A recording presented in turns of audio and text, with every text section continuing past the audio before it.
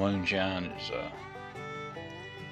it's been a strong tradition in these southern Appalachians since the first settlers moved in them hills. For many, it was their prime source of income. The art of distilling it was brought over by the Scotch-Irish. You know, most of them, they couldn't sell a bushel of taters or an ear of corn for that matter.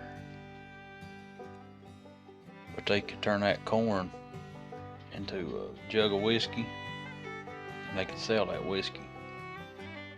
And that might be the difference in their young'un having a pair of shoes to wear, or just the bare necessities that they needed to live the substance life that they lived.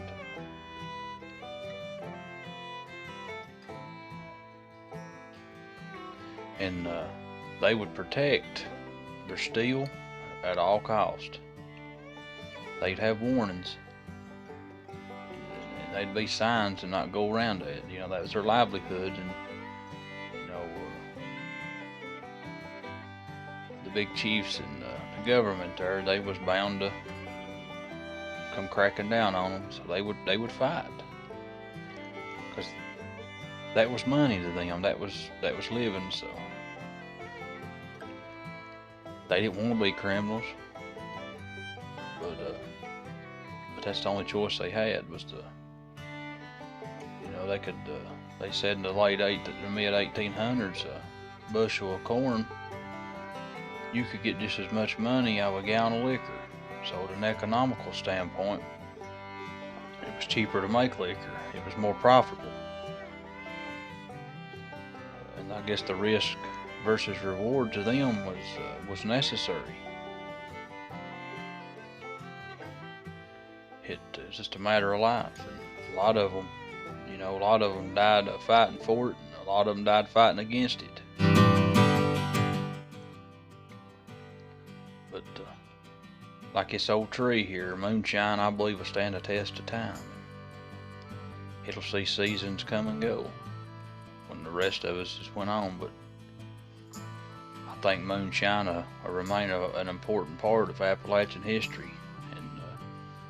And these old mountains, you know, if they could tell stories about it, they sure could tell some good ones, I'm sure. These mountains and these fields right here sometimes didn't bring in the income that they could with liquor to take care of their families. You know, during the Civil War, they most of you mountain men fought for the Union, and when they returned, they was considered traitors. Their land was considered worthless for tax purposes, so they turned to liquor. You know, they couldn't get any help for education for their kids. They wasn't no access to education. Roads getting in and out to you know, these towns and stuff, that was just it was just an out deal. And so they just stayed secluded, and they made liquor, and they made it. They made a living. And the stereotypes that come with that is false.